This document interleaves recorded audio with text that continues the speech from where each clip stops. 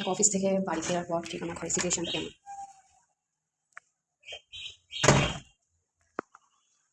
কি অবস্থা দেখছো ঘর বাড়ি, দেখো সোফার অবস্থা দেখো, এই দেখো যা খুশি করে রেখেছে রুমগুলোকে।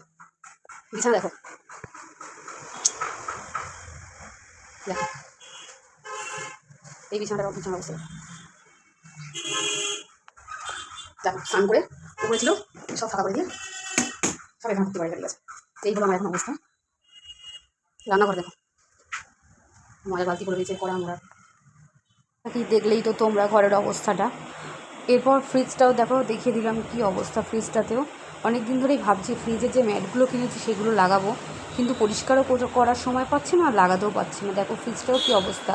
তো ভাবলাম বাড়িতে যখন আজকে কেউ নেই তাহলে ফ্রিজটাও পরিষ্কার করা যাক, কোনো চাপ নেই, আমি একাই আছি তাহলে আর বাকি সবাই পরে আসবে, এই জন্য কোনো চাপ নেই।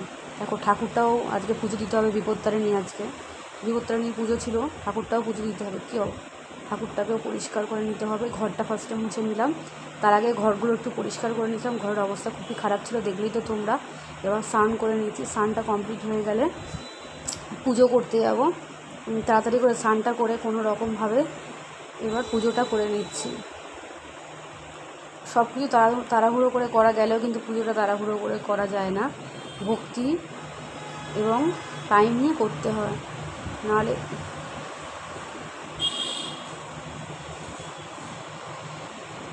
পুজোটাও কমপ্লিট হয়ে গেল। দেখো পুজোটা কমপ্লিট হয়ে গেছে। এবার দেখো দেখাচ্ছি সেই ঘরের কি অবস্থা, দেখে তোমরা কি চিনতে পারছো?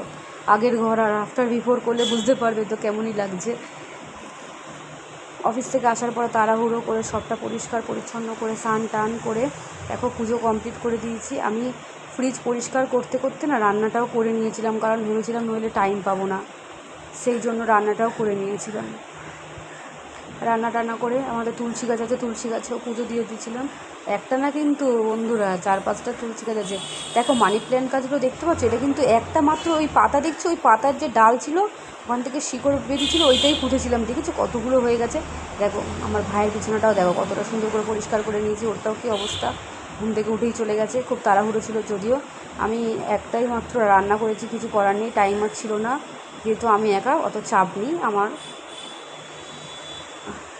দেখো ফ্রিজটা কত সুন্দর লাগছে, ম্যাটগুলোও লাগিয়ে দিয়েছি। তোমরাও কিন্তু ম্যাটটা লাগাতে পারো, দেখো নোংরা হবে না, খুবই সুন্দর। অনেকদিন পর পর ম্যাটটা তুলে পরিষ্কার করলেই হয়ে যায়। ডিপ ফ্রিজটা কিন্তু পরিষ্কার করতে পারিনি। দেখো ভাত টাত খেয়ে এবার টিভি দেখছি, টিভি দেখতে দেখতে আরামের ঘুমিয়ে পড়বো। আমি তো সোফাতেই শুয়ে শুয়ে টিভি দেখতে দেখতে ঘুমিয়ে পড়ি। টাটা।